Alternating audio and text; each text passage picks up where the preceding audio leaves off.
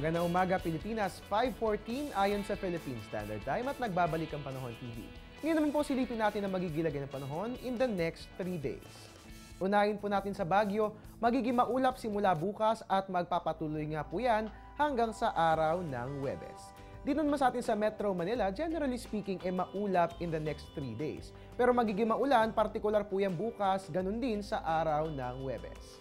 Moving over sa Metro Cebu, para sa mga kababayan nating Cebuano, maayong buntag sa inyong lahat. Magiging maulan po bukas, pero fair weather ang mararanasan pagsapit po yan ng Wednesday hanggang sa araw yan ng Huwebes. Para naman po sa Metro Davao, fair weather din ang ating mararanasan bukas at magpapatuloy nga po yan hanggang sa araw ng Huwebes. And moving over, dyan po sa Zamboanga, fair weather din ang ating mararanasan bukas at magpapatuloy nga po yan hanggang sa araw ng Huwebes. Pero just the same, bit-bitin natin ang ating mga payong. Ngayon naman, alamin na rin natin ang lagay ng panahon sa selected tourist areas sa bansa.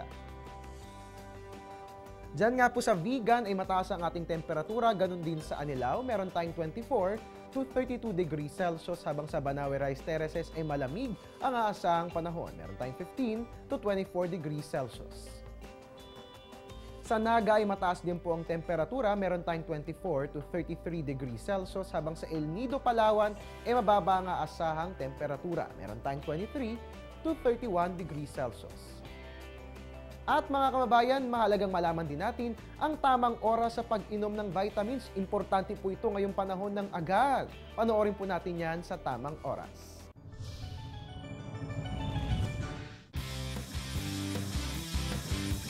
Ang pag-inom ng vitamins ay nakatutulong upang ang ating katawan ay makuha pa rin ang mga bitaminang kailangan nito para tayo ay manatiling malusog.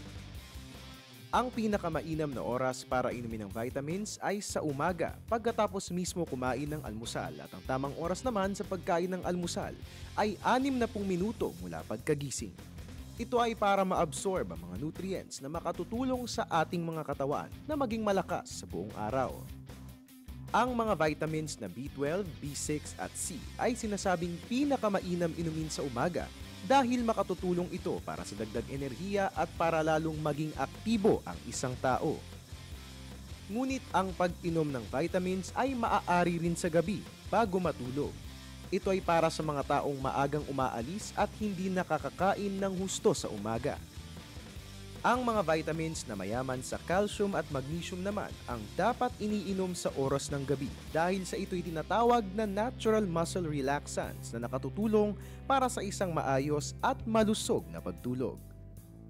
Malaking bagay ang pag-inom ng vitamins sa araw-araw, ngunit upang magkaroon ng isang malusog na pangangatawan, kailangang magkaroon ng madisiplina at maayos na pamumuhay.